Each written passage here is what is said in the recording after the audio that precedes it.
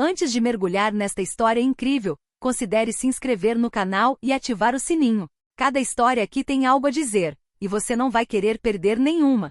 Seu câncer para agora, os médicos duvidam, então um milagre sai do corpo da criança. Em uma cidade nevada do Colorado, aninhada entre montanhas silenciosas e florestas de pinheiros congelados, uma menina de 9 anos chamada Emily Dawson lutava por sua vida na ala pediátrica do Hospital St. Francis. Pequena, frágil, com as bochechas afundadas por semanas de exaustão, ela passava os dias deitada em uma cama de hospital grande demais para ela, sob as fortes luzes fluorescentes brancas. O diagnóstico dela caiu como um raio na família, glioblastoma multiforme, uma forma rara, implacável e cruel de câncer no cérebro. As palavras da médica ainda ecoavam na mente de sua mãe, muito avançado, infiltrado em zonas profundas, inoperável. Os meses seguintes foram uma provação silenciosa. Os médicos tentaram de tudo. Quimioterapia, radioterapia, protocolos experimentais da Europa. Nada funcionou. Toda semana, os exames mostravam a mesma imagem sinistra, uma massa densa e negra, enraizada como uma fera faminta, agarrada ao seu cérebro. Um tumor que nunca diminuía. Ele progredia. O rosto de Emily, antes radiante de inocência, perderá o brilho. Sua voz, que antes cantava cantigas de ninar com sua boneca favorita, agora era um sussurro rouco. Ela vomitava com frequência, perderá o apetite e acordava gritando por causa das enxaquecas excruciantes que lhe atormentavam a cabeça. Sua mãe, Heather Dawson, quase nunca saía do hospital. Todas as noites, ela se ajoelhava no corredor gelado em frente à porta do quarto 212. Seus joelhos, machucados pelo piso duro, suportavam o peso de suas orações. Senhor, não a leve. Não a ela. Não agora. As enfermeiras passavam sem ousar perturbá-la.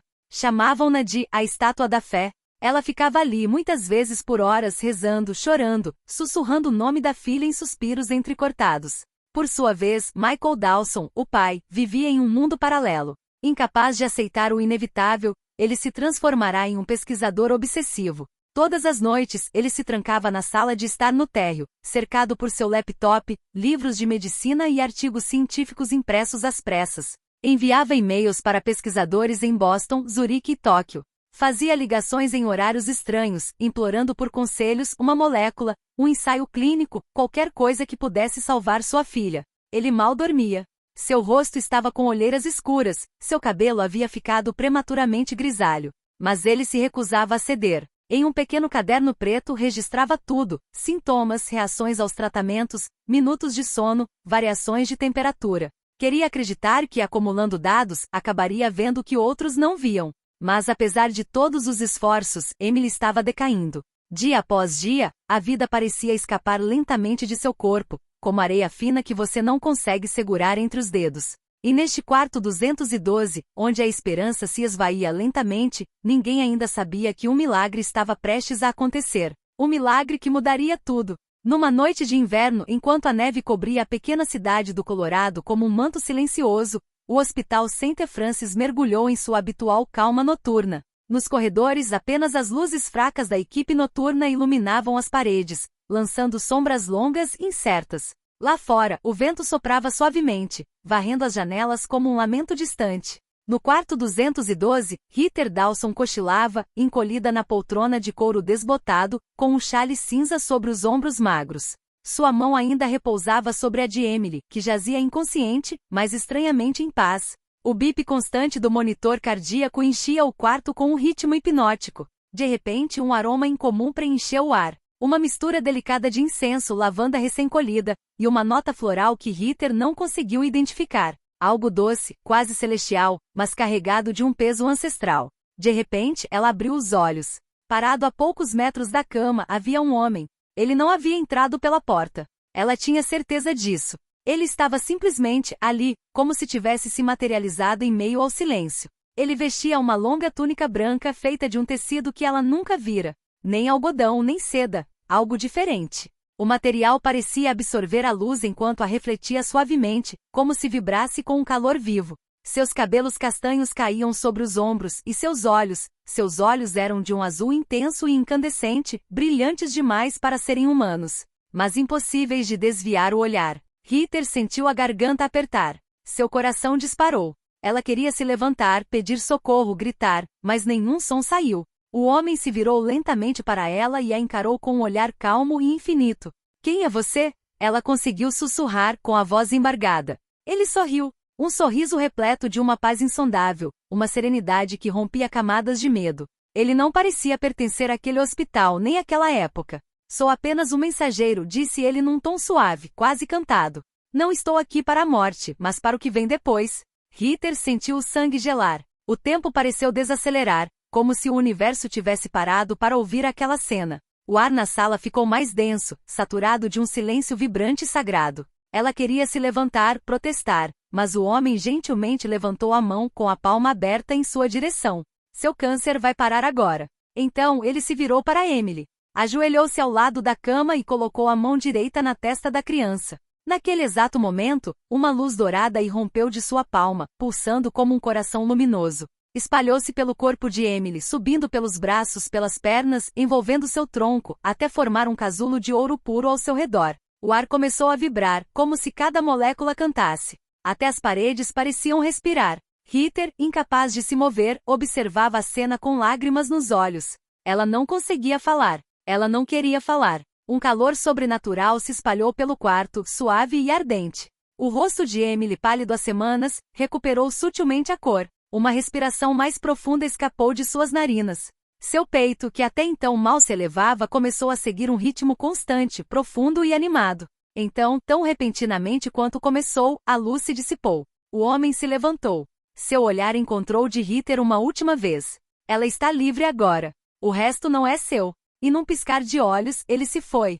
Não pela porta, mas como uma névoa sugada para a eternidade. Ele desapareceu do mundo sem deixar rastros. Ritter ficou ali, paralisada. O silêncio voltou a reinar na sala. Mas não era mais o mesmo silêncio. Era um silêncio sagrado.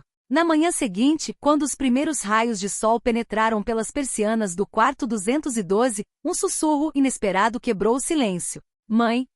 Ritter, que havia adormecido novamente, sentou-se de repente. Achou que estava sonhando. Mas Emily estava bem acordada, os olhos arregalados, brilhando com uma vida que não conheciam há meses. Sua vozinha, clara, mas um pouco rouca, rompeu a barreira do impossível. Mãe, estou com fome. Posso comer umas panquecas? Ritter nem teve forças para responder. Começou a chorar e se jogou na cama, beijando a filha, acariciando seu rosto, verificando quase febrilmente se ela era real. Emily, com uma risada suave, respondeu. Por que você está chorando? Estou bem. Poucos minutos depois, ela pedia para andar. E depois para brincar. Queria desenhar, se movimentar, viver. Uma febre de vida a havia tomado, como se uma fonte de nova energia borbulhasse dentro de seu corpo. A equipe médica, alertada por Ritter, correu imediatamente. As enfermeiras, inicialmente céticas, ficaram surpresas ao ver que Emily estava se levantando sem ajuda, andando sem cambalear, comendo com apetite e apresentando sinais vitais normais, melhores que o normal. Ótimo! O protocolo de emergência foi ativado. Ele foi levado para um exame de imagem para outra ressonância magnética cerebral completa. Toda a equipe estava em alerta. Foi o Dr. Elijah Hove, chefe do departamento de oncologia, um homem rigoroso e pouco emotivo, quem primeiro examinou os resultados. Ele permaneceu em silêncio diante das telas por vários minutos. Sua mão tremia levemente enquanto ele ampliava as imagens 3D do cérebro de Emily. Ele leu os nomes várias vezes, o número da identidade, a data. A princípio, achou que fosse um engano. Pediu para conferir. Então, afundou-se no assento, franzindo a testa e ofegando.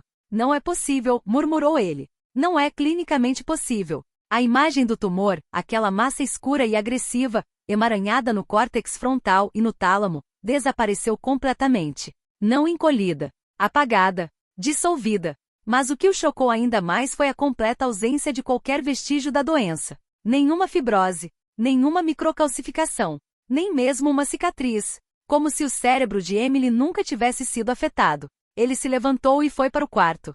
Observou a menina brincar com uma boneca e rir. Ouviu-a falar sobre seus sonhos, as cores que queria pintar. Examinou seus reflexos. Tudo estava normal. Melhor que o normal. Perfeito. Diante do incompreensível, o médico ordenou a transferência imediata de todos os resultados para os maiores centros médicos internacionais, Mount Sinai em Nova York, Charité em Berlim e Riken em Tóquio. Cada um deles recebeu as imagens, os exames de sangue, os eletroencefalogramas e os sinais vitais.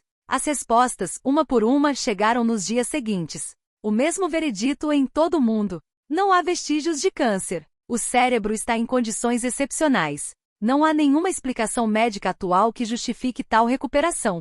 Os e-mails estavam cheios de confusão, às vezes irritação. Alguns falavam de um artefato impossível. Outros ousavam usar a palavra tabu, milagre. Mas foi o professor Takeshi Morimoto, o neurologista japonês conhecido por seu trabalho sobre consciência celular, que escreveu a resposta mais estranha. O que estamos vendo aqui pode ser uma redefinição biológica. Algo ou alguém reprogramou o corpo dele. Está além da ciência atual. E, no entanto, apesar dessa enxurrada de diagnósticos surpreendentes, a história não terminou aí. Na noite seguinte, o silêncio reinou sobre o Hospital St. Francis. Os corredores estavam silenciosos, banhados por uma luz fraca. A neve continuava a cair lá fora, cobrindo a cidade com um manto branco quase surreal. Monitores piscavam fracamente nos quartos. Tudo parecia em paz. Eram 2h37 da manhã quando Linda Myers, uma enfermeira experiente de plantão, notou algo estranho no monitor conectado ao quarto 212. Um ligeiro aumento na frequência cardíaca, seguido por uma mudança sutil na temperatura ambiente, medida pelos sensores de monitoramento. Curiosa, mas calma, ela se dirigiu ao quarto de Emily. Ao se aproximar, sentiu uma corrente de ar frio soprar pelo corredor, anormal para um quarto com janelas fechadas. O ar parecia mais pesado, quase denso. E quando ela colocou a mão na maçaneta, um aroma familiar, porém indesejável, pairou no ar. Incenso, misturado a algo queimado metálico. Ela abriu a porta. O que ela viu a deixou petrificada. Emily dormia tranquila e profundamente, com o peito subindo e descendo suavemente. Mas acima da cama flutuava uma forma negra e indistinta como fumaça viva tremeluzindo, oscilando. Uma silhueta sem contorno definido, mas terrivelmente presente. Linda deu um passo para trás, sufocada. A coisa não tinha rosto, nem olhos, nem boca. No entanto, irradiava um ódio opaco, um peso arrepiante. A enfermeira sentiu o coração disparar. Um instinto primitivo gritava para que ela fugisse. Mas antes que ela pudesse se mover, a sombra começou a se desdobrar lentamente, crescer, rodopiar, formando círculos cada vez maiores acima da cama, como se tentasse se desprender de algo. Pequenos clarões, como pequenas faíscas escuras, cruzaram sua superfície. Linda apertou apressadamente o botão de emergência. Em poucos minutos, mais 2 enfermeiras, uma estagiária e um segurança estavam lá. Todos ficaram paralisados na porta. Você vê isso? O estagiário respirou com o rosto pálido. A sombra agora girava lentamente em direção ao teto, como se sugada por uma força superior. E então, com um espasmo final, enrolou-se em si mesma, soltando uma espécie de gemido abafado, uma vibração que podia ser sentida no peito de todos, antes de escapar pela janela fechada. A janela não se estilhaçou, nem sequer vibrou. A sombra simplesmente a atravessou como se a matéria não a dominasse. E ao escapar, o quarto subitamente tornou-se claro, calmo, frio, mas pacífico. O silêncio retornou. Emily ainda dormia. Os funcionários ficaram ali, trêmulos, sem palavras. Foi então que o padre Marcos, o capelão do hospital, que fazia sua ronda noturna, chegou, alertado pela comoção. Ele entrou no quarto, olhou ao redor e lentamente ajoelhou-se ao lado da cama de Emily. Ele fez o sinal da cruz e colocou a mão no encosto da cama.